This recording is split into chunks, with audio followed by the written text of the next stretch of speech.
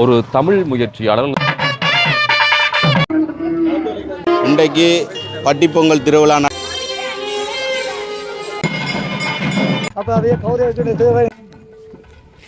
சின்னன்ல இருந்து மாடுகள் மேல ஆசை. ஊரில் அம்மன் கோயில் ஒரு பொம்பளை பிள்ளைய வலிக்கிறது மாதிரி வலிக்கிறது. பெரிய அளவில் இந்த பட்டிகளை வச்சு அவர் பொங்கல்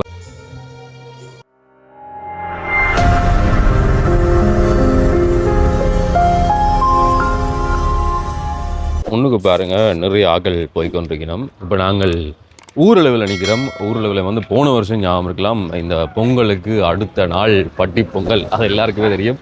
அதை நீயே சொல்கிற அப்படின்ற நிறைய பேர் கேட்கலாம். ஆனால் ஒரு தமிழ் முயற்சியாளர், இங்கே இருக்கக்கூடிய ஒரு வர்த்தகர் பெரிய பண்ணை ஒன்றை வச்சு எல்லாருமே யோசிக்கலாம், வெளிநாட்டு போய் அப்படி போய் இப்படி போய் அதை செய்வோம் இதை செய்வோம், பெருசு பெருசாக கட்டிடங்களை கட்டுவோம், மண்டபங்களை கட்டுவோம், அப்படியெல்லாம் யோசிக்காமல் ஒரு வர்த்தகராக இருந்தாலும் கூட இந்த உள்நாட்டு உற்பத்தி அல்லது இங்கே இருக்கக்கூடிய ஆக்களுக்கு வேலை கொடுக்குறது, இங்கே நல்ல உற்பத்திகளை செய்யணும் என்ற ஒரு நோக்கத்துக்காக வந்து பெரிய ஒரு பண்ணை வச்சிருப்பார். போன வருஷமும் இந்த பட்டி பொங்கல் நான் போட்டுவேன். அதை விட இன்னுமே கொஞ்சம் அடுத்த கட்டத்துக்கு வந்து பெரிய அளவில் இந்த பட்டிகளை வச்சு அவர் பொங்கல் எல்லாம் செய்கிறார். பட்டிகளை வச்சு பராமரித்து கொண்டிருக்கார் நீண்ட காலமாக. ஒரு எங்கட தமிழ் முயற்சியாளர்களுடைய அந்த முயற்சியை அவர் செய்யக்கூடிய அந்த வேலைகளை வந்து நாங்கள் உண்மையில் பாராட்டணும். அப்படியான ஒரு நோக்கத்துக்கு அது மாத்திரமில்லை, ஒரு வர்த்தகராக இருந்தாலும் நிறைய இங்கே தேவைகள் வரைக்குள்ளேயோ அல்லது உதவிகள் தேவைப்படைக்கலையோ அதை தாராளமாக செய்யக்கூடிய ஒருவர்.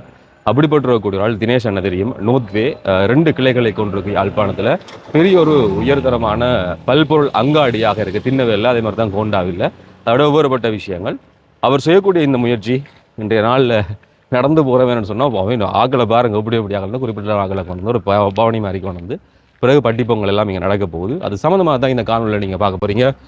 ஃபேஸ்புக்கில் பார்க்குறீங்கன்னு சொன்னால் மறக்காம சேனலை சப்ஸ்கிரைப் செய்துட்டு பாருங்கள். போய் நம்ம ஆக்கள் கோயிலை நோக்கி வரிசையாக வர்றதுக்கு. அதே மாதிரி தான் காணொலிக்குள்ள கருத்துக்களை சொல்லுங்கள். விதமான காணொலிகள் நீங்கள் எதிர்பார்க்குறீங்க, என்ன மாதிரி தேவை அப்படின்ற விஷயத்தை வந்து கீழே பதிவு செய்யுங்க. ஃபேஸ்புக்கில் பார்க்குறீங்கன்னு சொன்னால் ஃபாலோ செய்துட்டு பாருங்கள். யூடியூப்பில் பார்க்குறீங்கன்னு சொன்னால் சேனலை சப்ஸ்கிரைப் செய்து போட்டு பக்கத்தில் வேலை கிளிக் செய்யுங்க. அப்போ தான் தொடர்ந்து பதிவிடக்கூடிய காணொலி எல்லாம் வரும், போய் பார்ப்போம். ஊரில் அம்மன் கோயில் இப்படி ஒரு வடிவான கோயில்னு பாருங்கள். இதில் முன்னுக்கு ஆக்களை கொண்டு எல்லாம் விட்டு இந்த அளவுகளையும் பார்த்தா தான் இன்னுமே வித்தியாசம் இருக்கும். இப்படி பெரிய என்ன பண்ணுறது, அதில் முன்னுக்கு நிற்கிற அரப்பர் ஞாபகம் இருக்கா, கீரிமலையில் கொண்டு போய் ஒரு ஆளை வந்து காப்பாற்றி வச்சுருந்தாங்க. அவற்றை என்ன நினைக்கிறேன், இவையெல்லாம் பெரிய பெரிய ஆக்கள் தான். இதில் குறிப்பிட்ட வனாக்கள் இங்கே கொண்டு வந்து மிச்சாக்களை வந்து அங்கேயே வச்சு இங்கேருந்து பவனியாக போய் அங்கே நடக்கும் பூசையெல்லாம் நடந்து ஐயா வந்து இதுக்கு தீபம் எல்லாம் காட்டி வழிபாடெல்லாம் செய்ததுக்கு பிறகு பவனியாக போயினோம். கோமாதா எங்கள் குலமாதா, தாய் இல்லாமல் பிறகுற பிள்ளைகள் அல்லது தாயை இழந்த பிள்ளைகளுக்கு வந்து இவா தான் அம்மா. பால் கொடுத்து அந்த பிள்ளையை வளர்க்குறது. அது மாத்திரமல்ல, இவேண்ட உடம்பில் ஒவ்வொரு பாகத்திலையும் வந்து ஒவ்வொரு சுவாமிகள் இருப்பதாகலாம் சொல்லப்படுது. அந்த புகைப்படங்கள்லாம் நிறைய இடத்துல நாங்கள் பார்த்துருப்போம். அப்படி இருக்கக்கூடிய வழிபாட்டுக்குரிய அல்லது இவைகள் எல்லாம் வந்து எங்களுடைய செல்வம். அந்த காலத்தில் இந்த கோமாதாக்கள் வளர்த்துறக்கூடிய எல்லாருமே செல்வந்தர்களாக கருதப்பட்டார்கள். அவர்களை பூசித்து வணங்கணும். கோயிலில் வந்து ஐயா தீபம் எல்லாம் காட்டி பூ போட்டு பொட்டெல்லாம் வச்சு அவைக்கு சந்தோஷமாக இந்த வழிபாடெல்லாம் நிகழ்கிறது. அப்படி ஒரு ரம்யமான பொழுதுன்னு பாருங்க. மங்கள வாத்திய இசையோட இது எல்லாருமே அங்கே கொண்டு போயினோம்.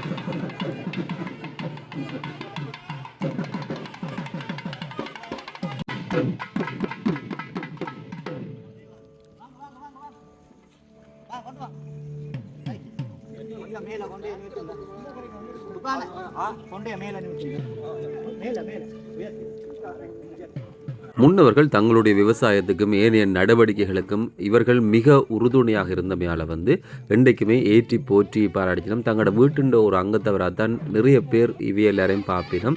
குளித்து பொட்டெல்லாம் வச்சு பட்டெல்லாம் கட்டி இந்த ஒரு நாளில் செய்கிறதுன்றது வந்து ஒட்டுமொத்தமாக எல்லா நாளும் கவனிப்பினோம். இந்த நாள் இன்னும் விசேஷமாக இவைக்கு இருக்கும். கம்பீரமாக அவையெல்லாம் ஓடித்தினோம். இந்த இவரை பார்த்தீங்கன்னா தெரியும், கீரிமல்ல ஒரு ஆள் இருந்தவர். அவர்கிட்ட இனம் சார்ந்திடக்கூடிய ஒரு ஆள் தான். இவைக்கு ஒரு சந்தோஷமான நாள். எல்லாரையும் வெளிக்கெடுத்து கூட்டிக்கிட்டு வரோம். சஞ்சயன் என்ன விசேஷம்? என்னன்னா இன்றைக்கு பட்டி பொங்கல் எல்லாம் அப்போ அதே கௌரவ தேவை இன்றைக்கு இருக்கிறபடியா பரநேலத்தாருடைய பாலத்தரும் எல்லாரையும் கூட்டிக்கிட்டு வரீங்க. பெரிய பெரிய ஆக்கள். ஆனால் வேற என்ன இனம் இதெல்லாம்? இதெல்லாம் சொல்றது ஒரு இனங்கள் இருக்கு. பண்ணையில போய் பெரிய ஆக்கள் மட்டும் உங்களோட வெளியினம் மிச்சாக்களை போய் எங்களோட பண்ணையில நேரடியாக பார்த்து பண்ண உரிமையாளோட வந்து கலைச்சு இது சம்பந்தமா பொங்கலை கொண்டாடுவோம். பால் எடுக்கிற மட்டும் இல்லை, அவைய கௌரவிச்சு கொண்டாடுவோம். விவசாயிக்கு எருவ தெரியுது. ஆனால் இவரோட ஒப்பிட்டு இவ்வளோ பெரிய ஆக்கள் ஐயோ இங்கே மின்னுக்கு மால் வருது. பாருங்க ஒரு சந்தோஷமான தருணம் இதான உண்மையில.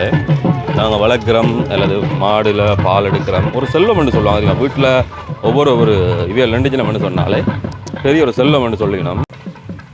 போன வருஷம் எனக்கு ஞாபகம் இருக்குது. நான் யாழ்ப்பாண நகரில் வந்து அந்த சத்திரத்து அந்த கோயில் ஒன்று இருக்குல்ல, பைர கோயில் ஒன்று, அதில் நடந்துடக்கூடிய அந்த வட்டிப்பொங்கலுடைய பவனி ஆடி இருப்பேன். இந்த முறை இந்த பவனி பாருங்க எப்படி உங்களுடைய உணர்வுகள் இது போன்ற அந்த அனுபவங்கள் சந்தர்ப்பங்கள் இருந்தால் அதை ஞாபகப்படுத்தி சில கருத்துக்களை பதிவு செய்யுங்க.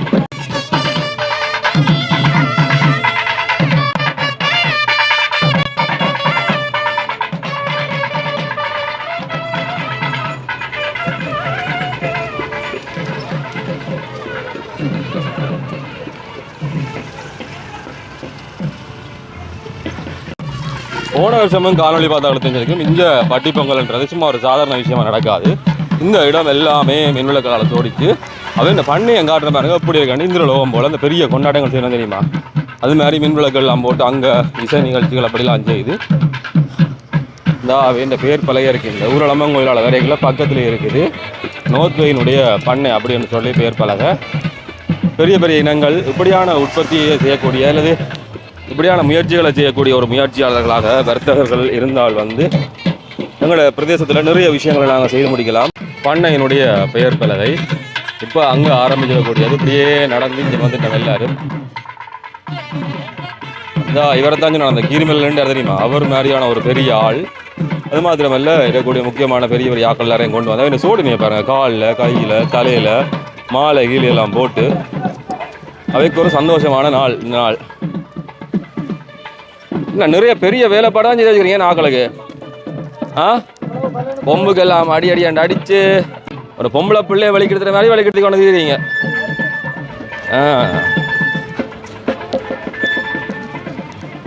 அது என்ன காலுக்கும் பட்டா கால் சங்கிலி அது இது களத்துக்கு மணி கால் சங்கிலி தலைப்பாக நிறைய உடம்பு பூரா எல்லாருக்கும் பொட்டு வச்சு பசுண்ட உடம்புல எல்லா இடத்துலயுமே ஒரு சாமி இருக்குன்னு சொல்றான் என்ன.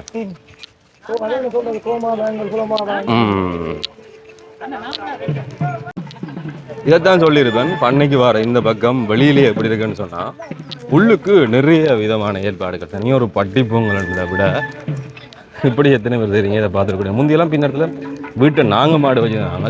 அப்போக்கெல்லாம் பின்னத்தில் தொங்கி படைச்சு குடிக்கிறதா அப்படிலாம் செய்கிறது. ஆனால் ஒரு பிரம்மாண்டமான விழாவாக செய்தன்றது எனக்கு ஞாபகம் இல்லை. அந்த நிலையும் அப்போ இல்லை. ஆனால் காலம் மாறிட்டுது. அதை ஒரு வித்தியாசமாக செய்யணும்னு யோசிக்கக்கூடியவர்களுடைய தகவல்ன்றது உண்மையில் வரவேற்கத்தக்கது, பாராட்டுக்குரியது. பயன் எடுத்துகிட்டு மாத்திரம் போகாமல் அவையை கொண்டாடி சரியாக கௌரவம் செஞ்சு பாருங்க அதெல்லாம் சந்தோஷமாக நடந்து வந்து இவ்வளோ போயினோம்.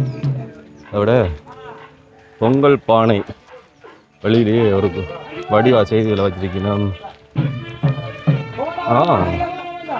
அதற்கு வரிசையில் கொண்டு போய் அதை அப்படியே உள்ள போயினோம். ஆக்கள் ஒரு கொண்டாடுறது போகிற மாதிரி தான் அதையும் ராஜ மரியாதையோட போயினோம்.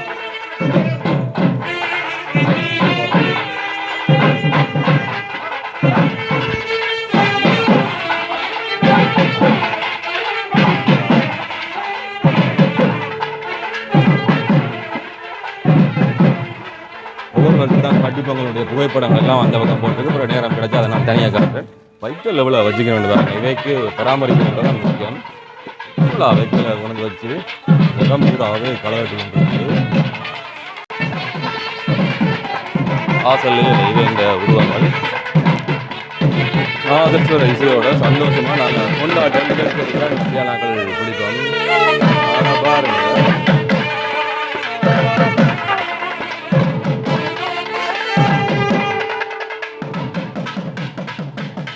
சிங்கர் பெரிய கொள்ளாதவன் ஆள்.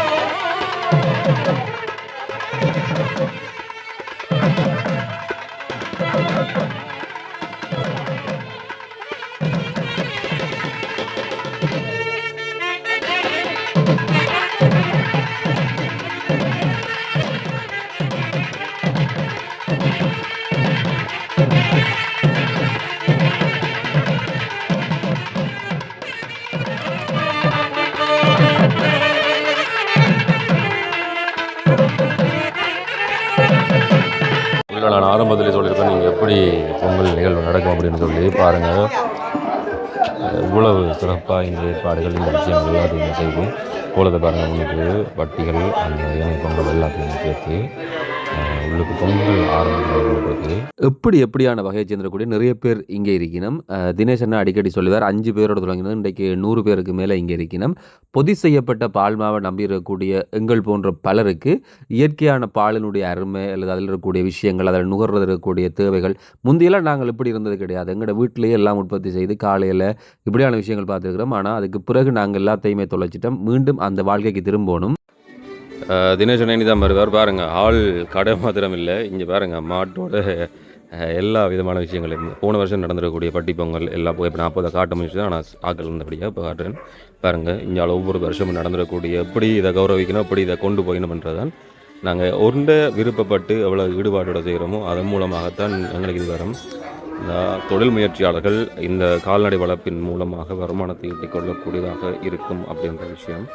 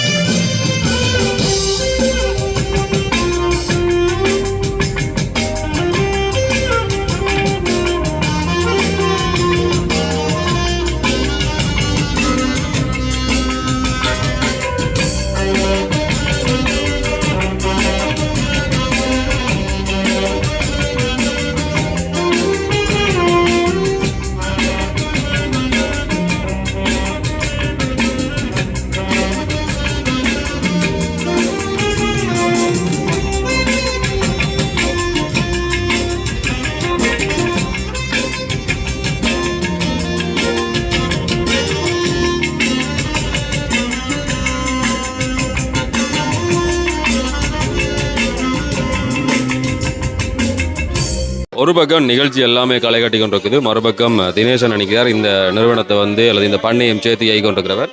அண்ணா வணக்கம். வணக்கம். என்ன நடக்குது? இன்றைக்கு பட்டிப்பொங்கல் திருவிழா நடக்கின்றது.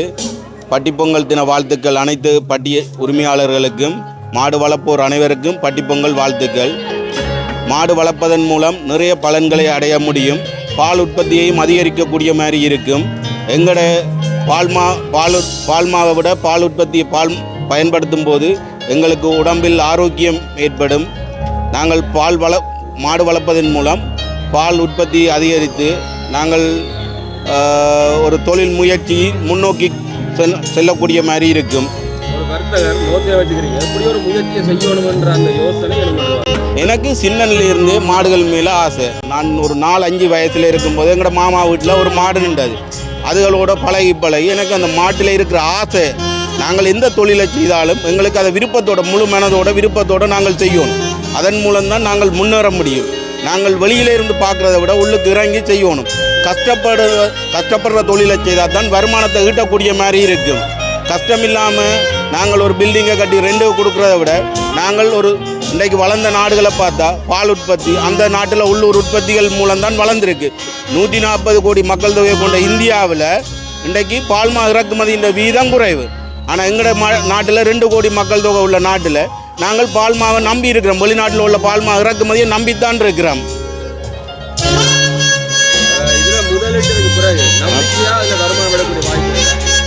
நம்பிக்கையாக நாங்கள் வருமானம் எடுக்க முடியும். இதில் வருமானம் எடுக்கலான்றது இல்லை. வருமானம் நாங்கள் எடுக்கிறபடியாக தான் இந்த பண்ணையை மென்மேலும் நடத்தி கொண்டு போகக்கூடிய மாதிரி இருக்குது. வருமானம் இல்லாட்டி இந்த பண்ணையை நாங்கள் எப்பயோ மூட வேண்டிய நிலைமை வந்திருக்கு. நாங்கள் இந்த பண்ணையை மூடாமல் எங்களோட பணியாளர்களும் சரி, நாங்கள் பண்ணையில் வச்சிருக்கிற விசுவாசமும் பணியாளர்களும் அதே போல் விசுவாசமும் இன்றைக்கு பண்ணையை மென்மேலும் வளர்த்து கொண்டு போயிருக்கு. எங்களோட ஒரு சின்ன நிலப்பரப்புக்குள்ளே தான் இந்த பண்ணையை நாங்கள் நடத்தி கொண்டு போகிறோம். இங்கே 5 பணியாளர்கள் இருக்குன்னா நாங்கள் ஒரு நாளைக்கு 350-400 லிட்டர் பால் கொடுக்குறோம். எங்கள்கிட்ட நெஸ்லே நிறுவனம் பாலை எடுக்குன்னு பால் கொள்ளணும் செய்கிறோம். மானியத்தின் மூலம் எங்களுக்கு மேஸுகள், சைலேஜ் போன்ற சில மாட்டு இனப்பெருக்கங்களும் செய்து தாரபடியாக எங்களுக்கு முன்னோக்கி நகரக்கூடிய மாதிரி இருக்கிறது.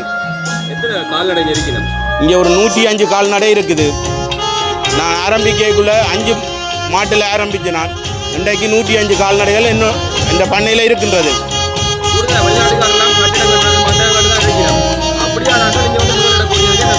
இந்த முதலீட்டின் மூலம் ஒன்று அவர்களுக்கான வருமானம், மற்றது எங்களோட நாட்டின் பால்மா இறக்குமதி குறையும், எங்களோட பால் உற்பத்தி மென்மேலும் அதிகரிக்கும். அவர்களோட முதலீடு அங்கே வெளிநாட்டில் இருந்து செய்கிறபடியாக இங்கே அவர்களுக்கு இருக்கிற ஊழியர்கள் சரியாக இயங்காதபடியாக நிறைய பண்ணைகள் மூடின கட்டத்தும் வந்தது. இவ்வளவு ஒரு முதல்ல போட்டு நம்பிக்கையாக இந்த மண்ணில் வருமானத்தை ஈட்ட முடியும். வருமானம்ன்றதுக்கு அப்பால் நமக்கு பிடிச்ச ஒரு வேலையை எங்கே இருந்தாலும் செய்யணும். அதில் நிற்கிறார். அவர் தான் முதலாவது ஆள். போன முறையும் காட்டியிருப்பேன். இந்த பண்ணையினுடைய முதலாவது ஆள் அப்படி அதில் வச்சு அவை கால் கையெல்லாம் பாருங்க வரைக்கும் நான் காட்டியிருப்பேன். எல்லாருக்குமே மாலை போட்டு, ஒருத்தருக்குமே குறையில்லை, எல்லாருக்கும் மாலை போட்டு சந்தோஷமாக அவை எல்லாரையும் விட்டு கிடக்குது. அவையும் இவைக்கு ஏற்ற மாதிரி இருக்கணும். பராமரிப்பு சரியான முறையில் இருந்தால் வெற்றிகரமான ஒரு இதை எடுக்கலாம். நாங்கள் முதலீடுகளை கொண்டு போய் மண்டபங்கள்லையோ மாடி வீடுகள்லையோ போடுறத விட இப்படியானதை செய்தால் உள்ளூர் உற்பத்தி பெருகும். அதை விட எங்களுடைய ஆட்களுக்கு வேலை வாய்ப்பை கொடுக்கலாம். நல்ல காசு எங்களோட பக்கத்துக்கே புழங்குறதுக்கு விடலாம். உள்ள மாத்திரம் கொண்டாட்டம் இல்லை, அவையோட சேர்த்து பட்டிகளை தாண்டி இந்த குட்டீஸுக்கு பாருங்க என்ன நடக்குதுன்னு சொல்லி போன வருஷம் வார எல்லாருமே சந்தோஷமா மகிழ்ச்சியாக இருக்கணும்ன்றது ஒரு நோக்கம். பாருங்க எப்படி இருக்கு நாங்கள் விளையாட்டுகள் எல்லாம் வரிசையாக ரெண்டு. இது ஒரு சந்தோஷம். சின்ன வயசுல நாங்கெல்லாம் தொலைச்சு போயிருக்கிற சந்தோஷம் இருந்தாலும் அது கிடைச்சிருக்குது.